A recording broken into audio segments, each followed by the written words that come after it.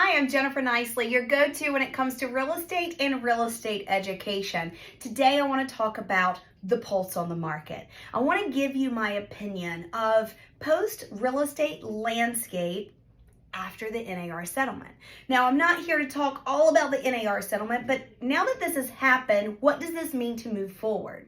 In my opinion, I don't think the settlement's a big deal. I actually think it's good to humble a bunch of real estate agents, to knock them back down to what we were originally doing and what we got away from. Now, does the settlement, in my opinion, protect the public the most? The answer is no, not really.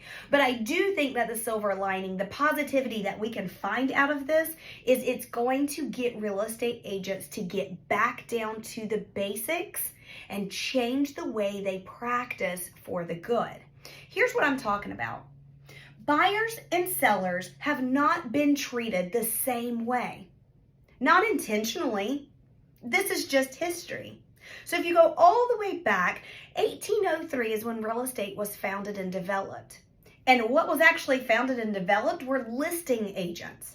The public were putting signs in the yard trying to sell their houses, and the stockbrokers in New York City at the stock market went out and they gathered all of the homes that had signs in their yards.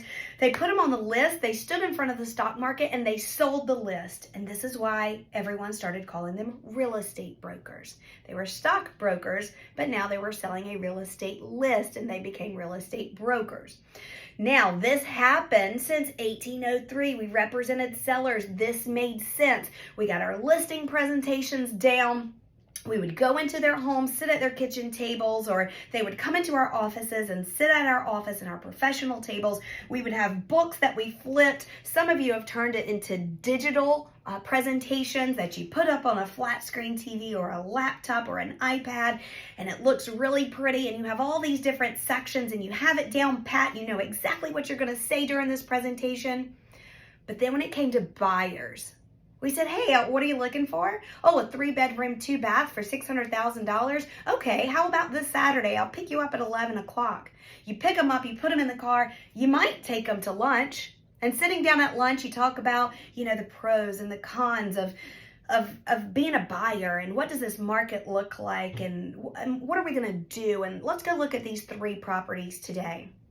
But there was never this official, I come to your home, sit at your kitchen table, you come to my office, you sit at my desk, and we go through a professional presentation. We just said, hop in my car, I'll go show you property. Are you pre-approved? Sweet, you're pre-approved, let's go look.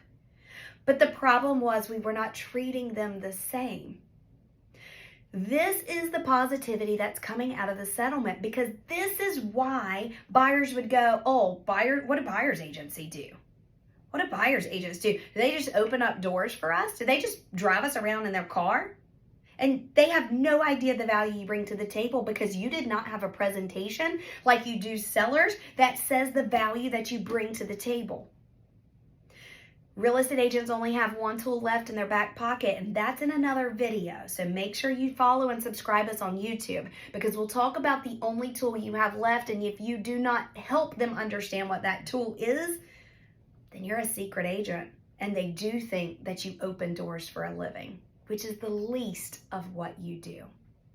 So you've got to start changing the way that you treat your buyers. You've got to treat them the same way you treat your sellers. I have an online virtual course. No matter where you are in the country, this course is good for you. It's a 2-hour course on May 4th. So join us on May 4th.